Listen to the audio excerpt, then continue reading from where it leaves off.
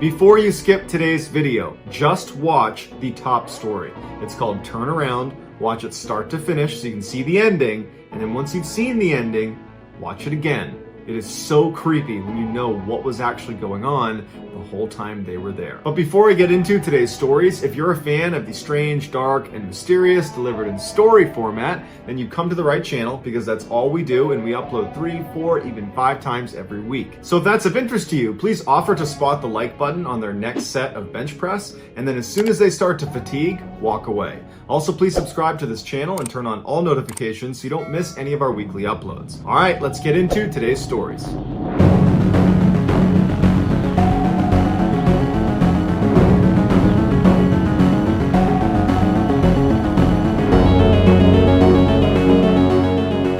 In the early 2000s, a teenager named Eben and his father would regularly go hunting in the Georgia backcountry. When Eben turned 14, his father befriended a very wealthy landowner in Georgia who offered them access to one of his best private hunting areas. And just a couple of days later, on October 5th, Eben and his father would take him up on the offer. They woke up super early and they drove out to the edge of this property that was actually fenced in. And they went to a main gate where they had the combo that this guy had given them. They punched in the combo, opened up the gate, drove in, shut the gate, locked it, and then continued down the access road. They followed this road for about 2 miles where it came to a stop right outside of this huge forest. They parked their truck, they got out, they put on their gear, and in the pre-morning darkness began hiking into the woods. Even though they were there primarily to hunt, Eben and his father secretly enjoyed just hiking around the woods and camping out, and any chance they got to extend their hunting trips, they would, even if the hunting wasn't good. And so since they spent a ton of time in the woods together, they noticed almost immediately when they walked into this particular forest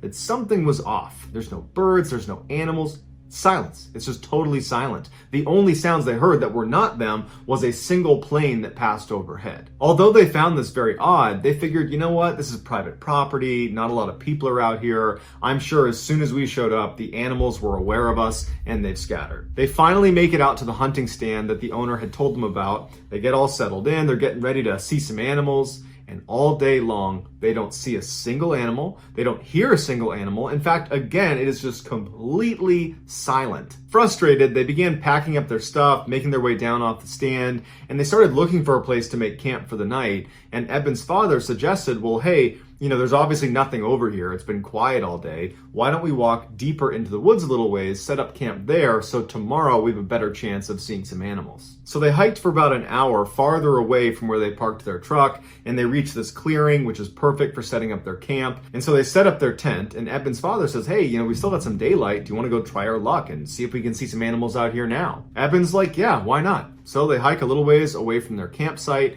and they set up their blind, and once again, they don't see any animals. It's totally quiet. And so they turn around and they start heading back. As soon as they could see their campsite, which really was just their tent, they noticed that their tent was now collapsed. And Eben's father turns to him and says, oh, it must have been the wind.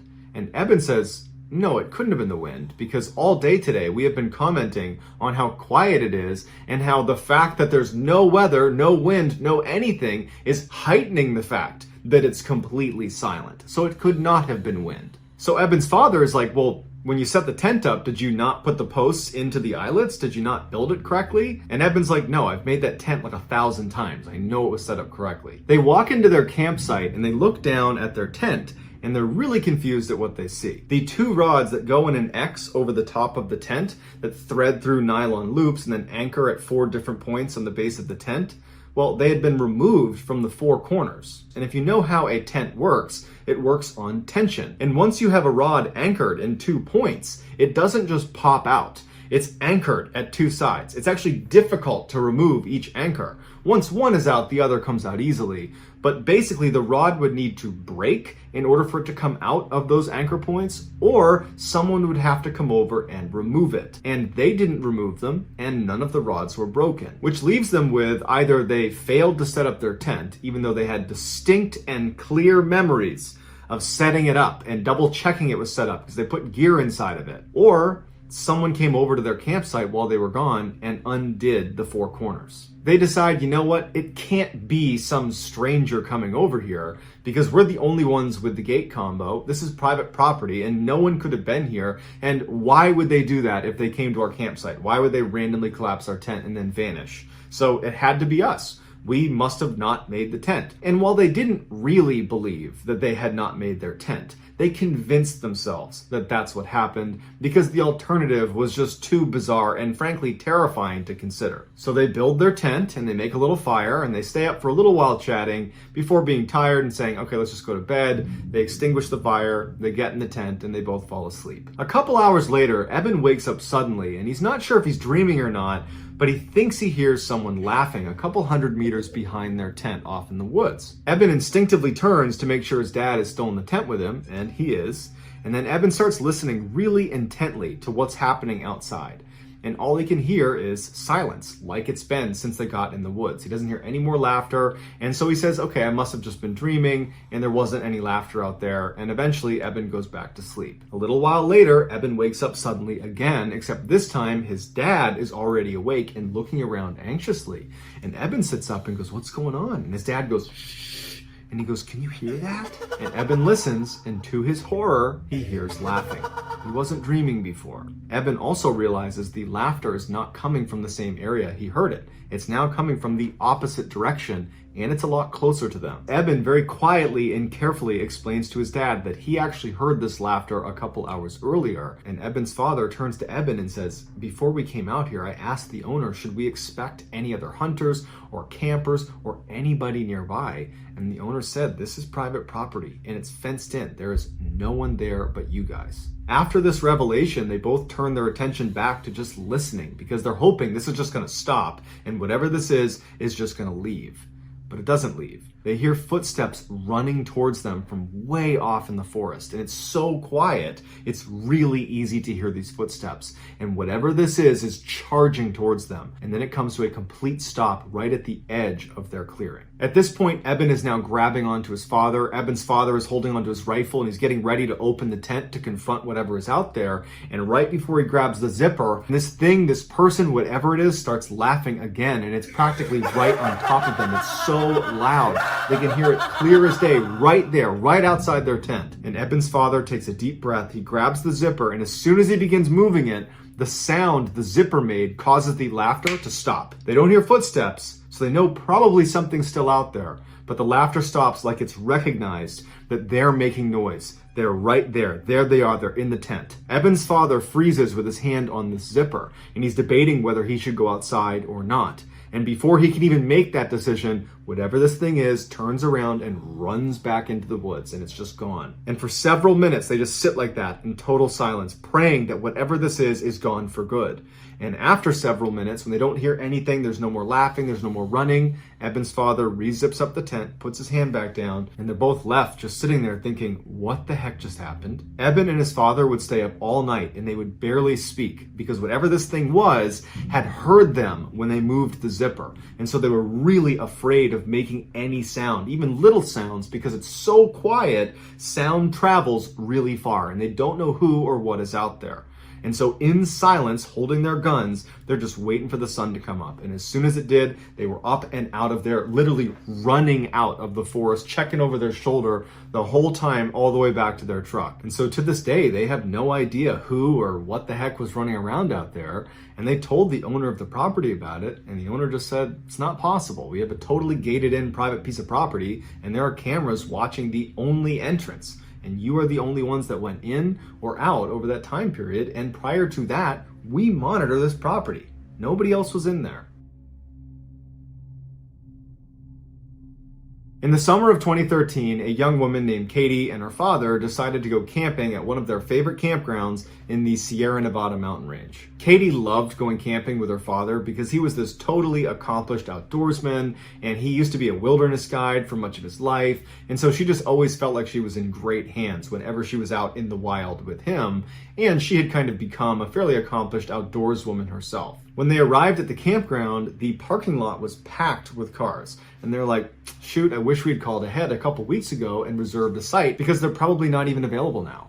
But they went to the front desk and they were like, "You're in luck, we have one available, but it's the one that's way over there." It was this one campsite that was kind of isolated from the rest of the campground. It was far away from the bathhouse, it was far away from where you go swimming, and it was far away from the parking lot. It was just like really inconvenient. And whenever they came camping here, it was like the one site they didn't want to use. But beggars can't be choosers. They were happy to even have a site. And so they drove all the way down this little road into this very isolated campsite, kind of in the middle of this forest. Once they got there, they began setting up their respective tents because they were not going to be staying in the same tent.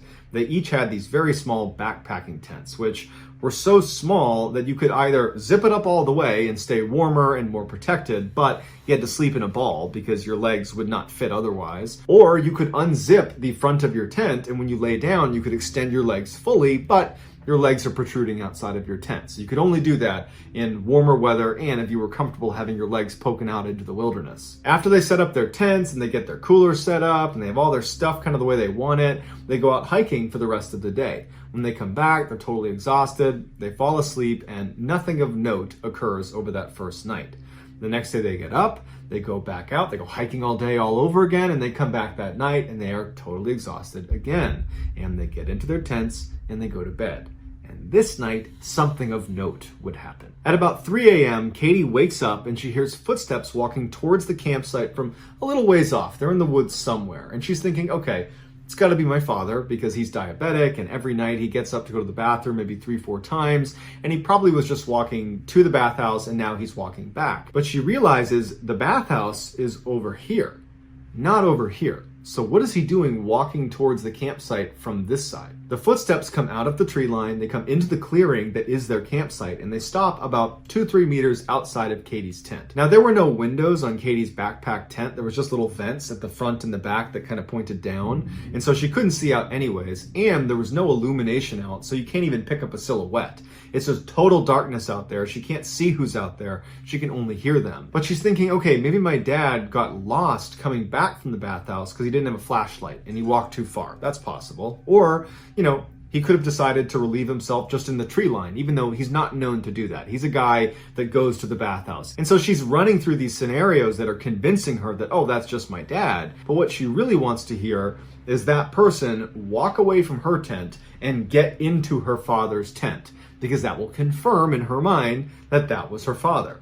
And so she's sitting here waiting for that confirmation, and she hears the footsteps again, but instead of walking around her tent to her father's tent, this person walks right up against her tent very quickly. And they clearly begin leaning over her little tiny tent because she can hear them breathing right above her. And this is when she realizes, that's not my dad. And as she's having this terrible revelation that some stranger is outside her tent right now, she has an even worse revelation. It was a warm night that night, so she was sleeping with her tent unzipped and her legs poking out the end. She musters the courage to begin slowly retracting her legs back inside of her tent. But before she's able to do that, this person stands up, turns, and starts walking towards the base of her tent where her legs are. She's completely frozen and terrified about what's about to happen. But this person doesn't stop at her feet. They keep moving and in fact start circling her tent. But because they were making a lot of noise and walking around her, it allowed her to pull her legs back into her tent without, this person hearing her. And so she had the illusion of safety being inside of her tent, but her tent is still unzipped. So she's waiting for this person to come around and crouch down and look inside of her tent because it's open. And so she's just looking down there hoping that doesn't happen. But unfortunately, right at this moment, the person walked to the base of her tent and came to a stop right outside where the opening to the tent is. And so she's sitting there thinking, please don't come in here, please don't come in here, please don't come in here. And even though her feet are pulled up into her tent, she suddenly feels something pinch her foot, and she knows it's a hand. Something has grabbed my foot. And she stifles a scream and she starts shaking uncontrollably because her instincts are telling her, don't let this person know you're awake. And luckily, as she's sitting there shaking from fear and trying to be quiet as best as she can, she's holding her mouth, this person stands back up again and goes back to the spot spot next to her tent and leans over the tent once again, and she can hear them breathing right over her. And so for several minutes, she lay there shaking with this random person who pinched her foot a minute ago, hovering over her tent in the middle of the night. And she has nothing she can do. And she's just quiet. She's hoping it's going to end soon. And eventually this person would turn around and walk over to their cooler and their table and some other things that were out. And she hears some rummaging going on. Some things are being moved around. And then this person just kind of walks off into the distance. But she doesn't know if they're gone. She doesn't know if they're standing in the edge of the tree line waiting for her to come outside. Maybe they laid a trap for her. And so she just lays there, silent, doesn't move, and she's praying to herself, please don't let anything happen to me or my father. And all night she's just laying there. And then eventually she does fall asleep. Probably hours go by, but she does fall asleep because she wakes up again when she hears her father unzipping his tent. And she charges out to meet him. And she can tell right away that he's scared. And before she can even say or begin to describe what's happened to her, he says, were you outside your tent last night at about 2, 3 in the morning? Because I heard all sorts of commotion near our cooler. I wasn't sure if it was an animal. I wasn't sure if it was you. And she starts telling him, no, this is what happened to me. And as she's describing what happened to her, he looks behind her at the picnic table, which was next to their cooler, and they had their backpacks on it. Basically anything that didn't fit in their tents, they kept near this picnic table. And he points at it. And she turns around, and any item that was in the cooler or in their backpacks or that was just out has been stacked in a pyramid formation on this table. Clearly, the guy who was here last night did this for some reason they don't understand. And as they go over to look at it to see if anything's been taken, they notice this track of footprints, like these heavy footprints that have been going around and around Katie's tent. So she clearly wasn't imagining it. And so that instant, they packed everything up, got in their car, and they left. And to this day, they can barely talk about it with each other because it's all the things that could have happened. The father felt horribly guilty because he clearly heard this person, but didn't leave his tent. And his daughter was clearly in danger. And his daughter's thinking, the tent was open. This person was crouched down, reaching into my tent, grabbing my feet. Like, that's such a horrifying image. And so this has been completely traumatizing for them, and they just don't talk about it anymore. From the 1950s until present, a Canadian family has owned this very isolated cabin in the middle of the Ontario backcountry. It was the only property on this very small lake. There was 2 others across the lake, but they were pretty far away. And with the exception of the side of the cabin that was facing the water, the rest of it was surrounded by really dense forest that went on for quite a while. About 2 miles away from this cabin, on the other side of this dirt road, was this huge wildlife reserve that was pretty much just a huge forest that was protected. And anytime the family was visiting this cabin, the kids would at some point go into the reserve and go explore. In 2001, when the family was at the cabin, the kids were across the road over at the reserve, and they decided to walk down this particular trail that they hadn't seen before, and they just started walking. And for about 30 minutes, they're seeing new areas they hadn't seen before, and then they come to this clearing, and there's all these abandoned houses. At first, there was a little debate about whether these were actually abandoned because they did look like they were in pretty good condition. But when they walked a little bit closer, it became very clear that nature is reclaiming this land. Grass is up to your waist. There's vines growing up the side of the houses. There were cars still parked in driveways that were totally rusted out, and grass is growing all through them. And so they knew these were abandoned. They walked up to the first house they saw, and they looked in, and they couldn't believe what they were looking at. It was like whoever lived here had left without taking anything. The house was still totally furnished. In fact, their dining room table still had plates and cups and forks and knives, like they had just had dinner and then just got up and left. They start talking about going into these houses and looking around inside, but they started wondering, like, is this a museum? Is that why everything is in such good repair? Should we not go inside these houses? And they start looking around for any indication that definitely this is not a museum, these are just plain abandoned. And across the street from the house they were at was this totally decrepit looking house. Let's go over there and look in there. And so they look in a window, and very clearly the ceiling is totally sagging down. And the first floor is buckling completely, and there's clothes and shoes scattered everywhere. And so for them, this was confirmation that this is no museum. These are abandoned. We can totally go look around inside. And so for the next couple of hours, the kids explored all the houses that looked structurally sound, that weren't going to collapse on them. And it was just fascinating. There was all this stuff that was left behind that was fairly valuable. And they didn't take anything. They just thought it was very cool. And after a while, they decided they had seen enough and they turned around and headed back to their cabin. After they got back, they told their parents about what they found. And their father was like, man, that sounds awesome. I want to go check that out. And so that day, they went right back over to the abandoned houses. The first house they showed him was the really decrepit looking one where the ceiling was sagging and there was women's shoes and clothes all over the ground to show him for sure these are abandoned, because we had some doubts at first too. These are definitely abandoned. So they look at that house, and then they went back to the very first house they saw when they walked into this complex, the one that was in great condition and had the dining table still set. So they go inside and they go upstairs and they find this bedroom that, like everything else in the house, is totally intact. You got pictures on the wall, it's fully furnished. There's even still sheets made on the bed, in the pillow. It's got a head imprint from whoever was there last. And at the foot of the bed is this beautiful fur coat. And the father walks over to it and he looks at it and he's like, this is real fur. This is a really expensive coat. I want to take this for our family. But before he took it, he had a hesitation. Is this really abandoned? You know, if someone had been here, they would have seen footprints all over the house just because there's grime all over the ground and they can clearly see their footprints from where they've just come in. And he's like, no, this is just a weird situation. It's definitely abandoned and finders keepers. And so he picks up the jacket and he says, I'm going to give this to mom after I clean it up. And so with the jacket in hand, the father and the kids explore the rest of the house. And when they go outside, they realize it's starting to get late and it's probably time to head back. And so they turn around and they start walking away from these houses towards their cabin. And they get about 50 or 60 meters away when one of the kids said he just had this weird sense that they were being watched. And so he turns around and he's shocked when he sees there is an old woman standing in the bedroom that they had just been in, where the fur coat was. She's got a loose bun on the top of her head. She's got this blue shawl on her shoulders over a cream blouse, and she's glaring at them. When the kid saw this woman, he made an audible gasp, and the rest of the group turned around too and saw this woman in the window. And the feeling was guilt. They're like, oh my goodness, we just stole from this poor woman who lives in this abandoned house. And so right away, the whole group starts walking right back towards the house. They're going to give this jacket back. In fact, the dad is like, I'm so sorry. I shouldn't have taken this. I'm sorry. And as they're walking back towards the property, the woman in the window who hasn't said anything just turns around and walks back into the main part of the house. They can't see her anymore. And so as they're walking closer to the house, they're assuming she's going to come downstairs to retrieve this jacket that they've taken from her. And so they get right up to the front door and the father is yelling to her, I'm sorry, where do you want me to leave this jacket? I can bring it into you. And they're kind of just waiting for her to come downstairs. And she doesn't. She's nowhere to be found. She's not making any sound. She's not indicating what to do. And so after waiting for a couple of minutes, the kids don't really know what to do and they're kind of getting uneasy about the situation. And the father is still very confident that he just wants to give this back and make amends, make peace with her, say he's sorry. And so he walks inside. He tells his kids, stay here. I'm going to go give it to her.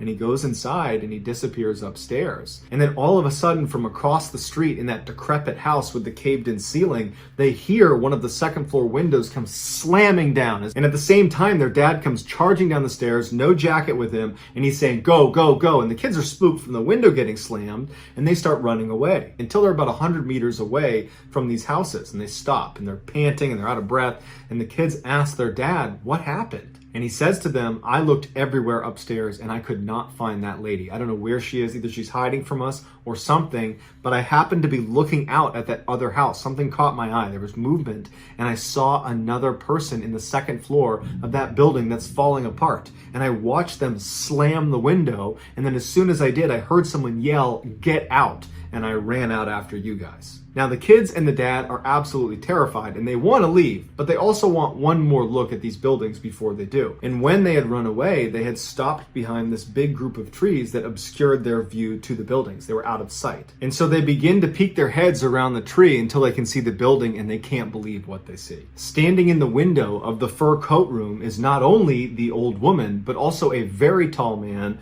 who's holding her shoulders and is bending down because his head is too high to look standing. He's crouched down and he's looking out the window next to her and they're both glaring towards them. The father and his kids are practically falling over themselves to sprint away and back to their cabin. To this day, that family has no idea who those people were, what they were doing there, how they were able to move around without making any noise and consistently hide from them and not leave any footprints. It was all very strange and terrifying stuff. And then the government ended up demolishing those houses almost immediately after they were there. And so they'll never get any answers because everything's gone. I read a lot of scary stories, but today's top story legitimately freaked me out. But before I get into today's stories, if you're a fan of the strange, dark, and mysterious delivered in story format, then you've come to the right channel because that's all we do, and we upload 3, 4, even 5 times every week. So if that's of interest to you, please invite the like button to come out to dinner with you to a very fancy restaurant, order a ton of food, wolf it down, and before the check arrives, say you need to go to the bathroom, but just leave the restaurant. Also, please subscribe to this channel and turn on all notifications so you don't miss any of our weekly uploads. All right, let's get into today's stories.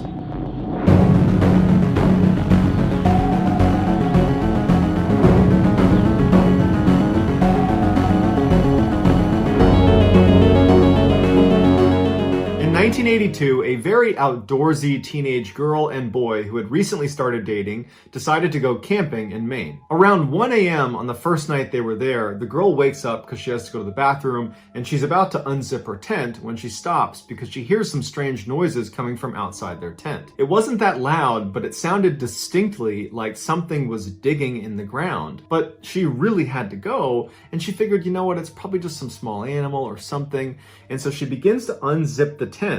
And there's a little bit of moonlight that night, and there was a clearing outside of their tent. So the moonlight's pouring through, so she has plenty of illumination. And so she looks through this tiny hole, and she can't believe what she sees. It is a grown woman squatting down about 2 or 3 feet away from their tent. Her back is to them, so she can't see that she's looking through the tent. And she's feverishly digging into the ground in front of her. The girl literally falls backwards into her tent. She's so startled by what she sees. And she lands on her boyfriend, who immediately gets up and he's like, "What's going on?" And she goes, "Shh." And she points at the little hole where she had unzipped the tent and she goes, "Look." The boy is confused, but he can tell his girlfriend is very serious, so he sits up quietly and he looks through the little opening in the door and he sees the digging woman. The boy recoils and looks at his girlfriend and he's like, "What is going on out there?" He takes a flashlight and she's telling him, "Don't do it." And he opens up the tent a little bit more and he aims his flashlight directly on this woman. And this gets her attention and she stops digging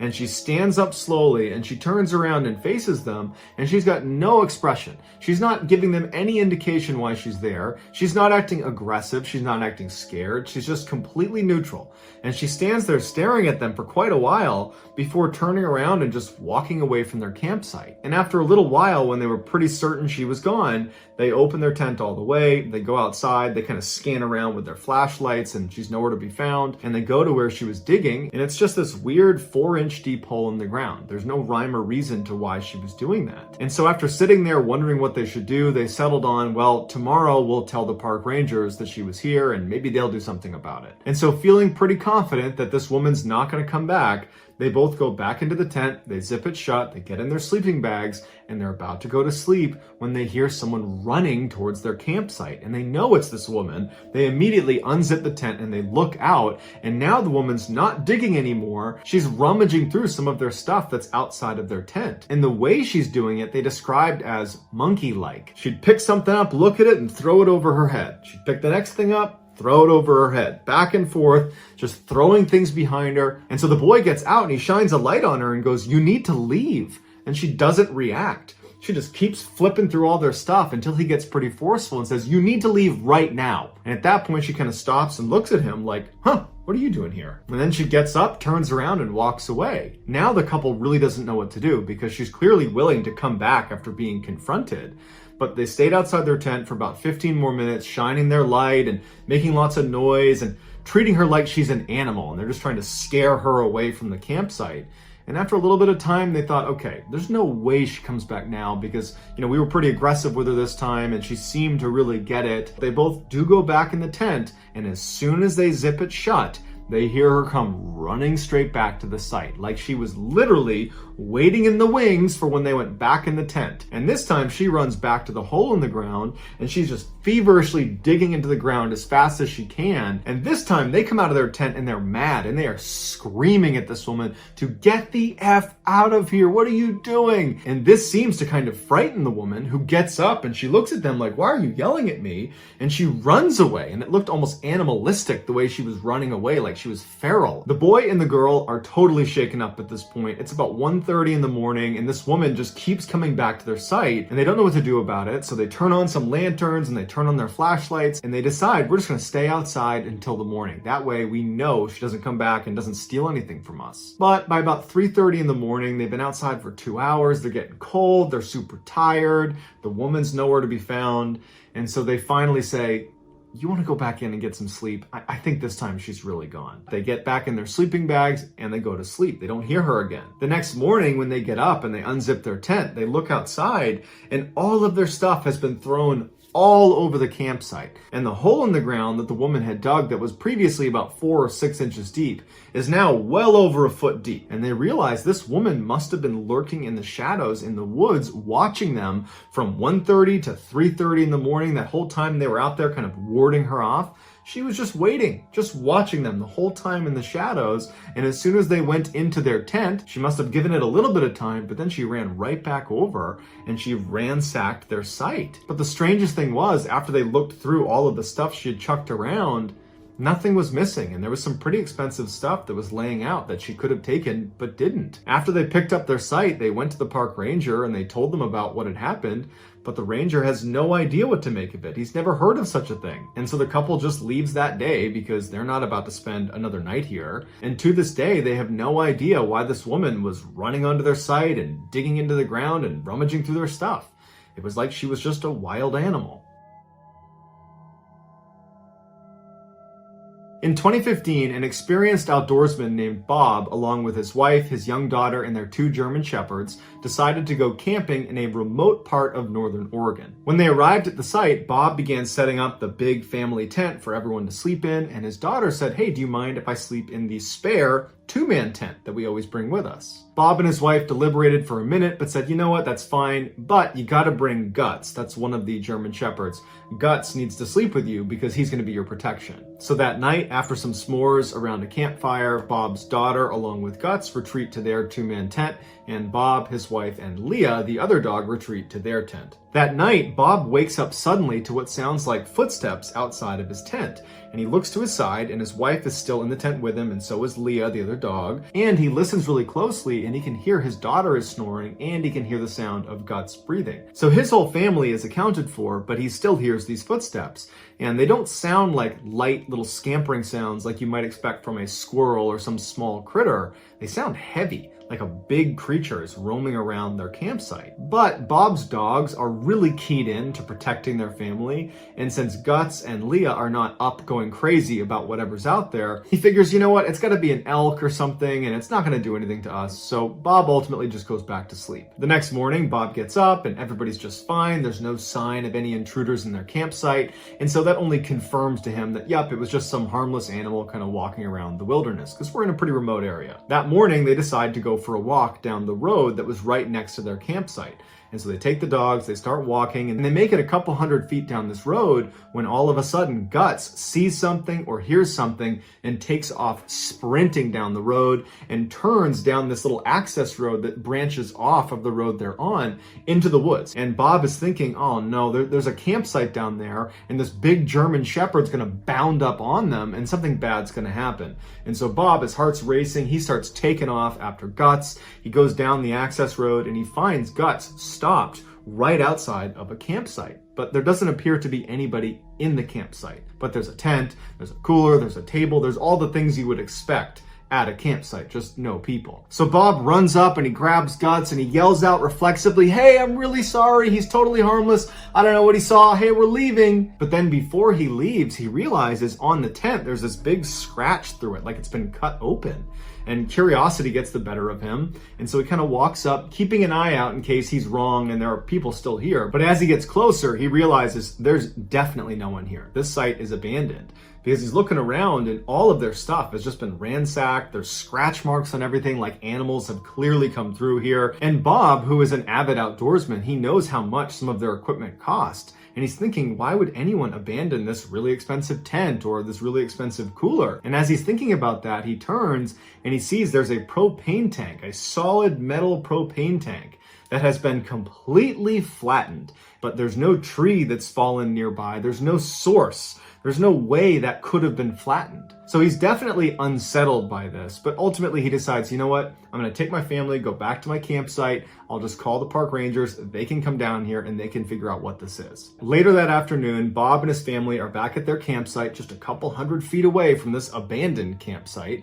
And at one point, his wife gets up to go use the bathroom. She walks about 70 feet away behind a tree and she squats down. And then all of a sudden, she gets up and starts running back towards camp. And Bob sees this. He turns and sees her running towards him. At the same time, Guts gets up and starts sprinting towards her.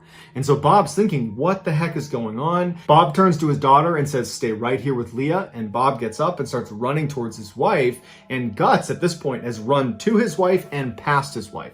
Guts has run way into the woods. And as Bob is running up to his wife, he's like, what's going on? Why are you running? What's going on? And she says, I don't know. I just had this horrible feeling someone was watching me. And when I turned, I already saw Guts running towards me and it scared me. And so that's why I'm here. And he's like, look, go with our daughter and with Leah. I'm going to see what's going on. And so his wife leaves and Bob draws his pistol and he starts walking out towards where Guts has now stopped. Hair raised, growling, it's yapping and barking at something in front of it. And Bob's looking and he can't see anything. And finally, after not being able to figure out what the heck is going on, he just takes Guts and goes back to his campsite. When Bob got back to his campsite, he wanted to leave. And his wife wanted to leave. His daughter didn't really know what was going on, but the attitude was, we want to leave. However, it was getting late and they had a bunch of stuff they would need to pack up. And it was going to be a real ordeal trying to do that, especially without any light. So they decide, okay, we'll stay one more day and we're going to leave first thing in the morning. In Bob's head, he's thinking, okay, I heard weird footsteps outside. We have this abandoned campsite nearby that's been thrashed up in the flattened propane tank. And now my wife is running away from something and Guts is seeing strange things in the woods. Like there's a lot of weird stuff going on. And he decides he's going to set up a tripwire all the way around his campsite using a rope tied at about 8 inches off the ground, where along the rope would be little pieces of metal that would clang together. So if anything touched the rope, it would make the metallic clinking sound, then it would alert Bob that someone's here. And so Bob goes over to the edge of the site where there's an obvious starting point for this tripwire, and he bends down to tie the rope, and he realizes, oh my God, someone's already done this. There is another tripwire that's already been built around the outside of our campsite. It's just been cut, it's been broken. Like it doesn't work, but it's here. Someone else who was at this campsite felt concerned enough about whatever was in the woods that they already had this idea. Bob didn't even tie his perimeter. He just drew his gun, told his family, get in the truck, and he stayed up all night protecting his family in the truck. As soon as the sun came up, they packed up and they got the heck out of there. Bob is convinced that there is something out there in the woods in Northern Oregon that was walking around their campsite at night, that's scaring their dogs, that's stalking them basically and watching them from a distance. And probably whatever is out in the woods is the same thing that caused the previous group to set up their own tripwire. And it's also probably the reason the other campers at the other campsite were willing to abandon their nice equipment to get the heck out of there, because they are not messing with whatever the heck is out in those woods.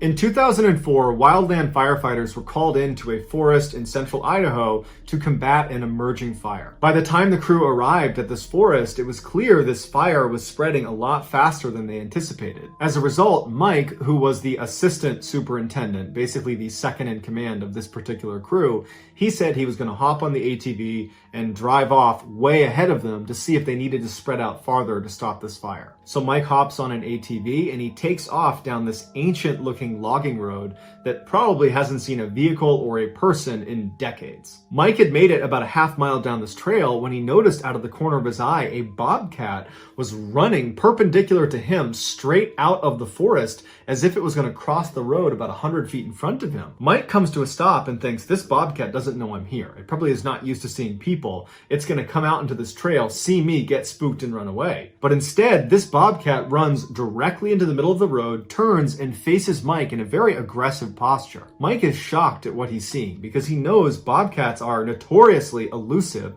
and they're nocturnal. So for this thing to be out in the daytime and to be intentionally blocking his path and standing there aggressively like it's going to attack him was so out of the ordinary. So the two of them are just looking at each other, not moving for about 10 seconds until this bobcat opens its mouth and then begins screaming like a person. It did not seem like the right sound for what he was looking at. He said more than scary, it was just intensely weird. And just as quickly as this bobcat has arrived, it stops screaming, turns and runs to a tree, sprints up the tree and climbs onto this branch that happens to be perched right over the trail he's on. And Mike's looking up at this bobcat that's right over this trail, and he knows if I'm going to continue going down this trail, I have to go under this screaming bobcat. Although totally freaked out, he knew he needed to keep going down this trail, and he's thinking to himself, you know what, this bobcat is probably just scared of me, and that was its reaction, as bizarre as it was. And so he throws his ATV in gear and he starts slowly moving down the trail, the whole time keeping his eye on the bobcat, making sure it doesn't show any sign like it's going to leap off onto him. And as he got closer and closer, he just gunned it and sped underneath the branch, and luckily it didn't jump down on him. And as he got a little bit farther away, he turned up to look,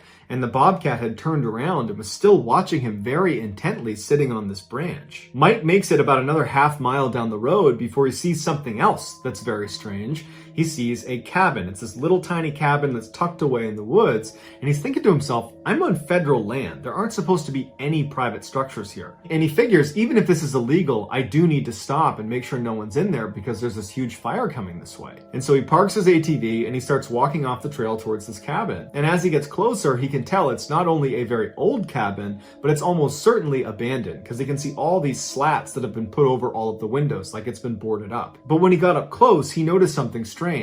The door itself into this cabin was not boarded up, and the doorknob was missing, and in its place was this shiny silver chain link that was thread through the opening where there should have been a doorknob around a wooden post that was right outside the door. Basically a makeshift lock because there was no doorknob to it. And he's thinking how weird it is that in the middle of this forest, on an old ancient logging road that clearly no one goes down, where bobcats are running around freely, that there would be this new chain here, which indicates someone must have been here recently. And so he bends down to look through the space that was still there from where the doorknob should have been, and he looks inside and he can't really see anything. And so he takes his flashlight and he shines it in, and he can't believe what he's looking at. There's all this furniture inside this tiny little cabin in the middle of nowhere, and it's all upside down. And he's just totally creeped out. So he puts his flashlight away and kind of backs up, and he starts walking back towards the road, and he can't help it, but the whole time he's looking over his shoulder back at the cabin, like someone's gonna emerge from outside of this cabin. He gets to the road, and by the time he's there, he's running. He jumps on his ATV, he whips it around, and he starts blazing back up the logging road back towards his crew. And when he turns the corner to where that bobcat was, he sees there is now a Native American woman standing in the middle of the path. She's wearing this tattered white nightgown, she's barefoot, and she's standing in the same spot he saw that bobcat. And she's looking at him as if she's expecting him, like she's been tipped off that he's gonna be here. And he stops about 100 feet away from her, and now he's officially freaked out. He's still looking over his shoulder towards that cabin because now everything is just totally weird to him. And before he has a chance to do anything, this woman lets out a scream, a blood-curdling scream that is identical to the bobcat's scream. And so Mike is totally unnerved by this. Everything about this day has really gone sideways as this woman is screaming at the top of her lungs, and then suddenly she stops. Mike's still just standing there like, what's going on? And she runs to the same tree the bobcat had climbed earlier, and she climbs up this tree and gets onto the branch where the bobcat was and perches like an animal on the branch looking at Mike. And now, just like the bobcat, Mike is going to have to drive right underneath this woman who is perched over the trail. And so he throws his ATV in gear and he starts driving, and he's staring at this woman, and now her mouth is just open like she's about to scream again. And as soon as he got close, he gunned it and went right underneath her. And he turned around after he got some distance away from her, and she's still on the branch, now turned around facing him as he drives away. He goes back, he tells the crew what he saw, and as much as they all want to go back and see this woman and see this cabin, they know they can't. They got to fight this fire. And so ultimately they do that, and then they leave. A couple of days later, Mike was in a bar in the town right near the forest they had just been in fighting that fire, and Mike had seen the woman in the cabin, and he struck up a conversation with a local. And he said, hey, do you know of any buildings that are in that section of the forest? And the guy kind of laughed, and he was like, the only building I ever heard of out there was apparently some cabin where some crazy lady thought of herself as a witch, and she apparently had a bobcat for a pet. And so we as kids were just told to stay away from there. So besides that, I don't know. So that's going to do it, guys. Let me know in the comments what you thought of today's stories, and I will pin the best comment at the top of the comments section. If you enjoyed today's story and you haven't done this already, please invite the like button to come out to dinner with you at a very expensive restaurant, eat a ton of food, but before the bill gets there, say you're going to the bathroom and just leave the restaurant. Also, please subscribe to this channel and turn on all notifications so you don't miss any of our weekly uploads.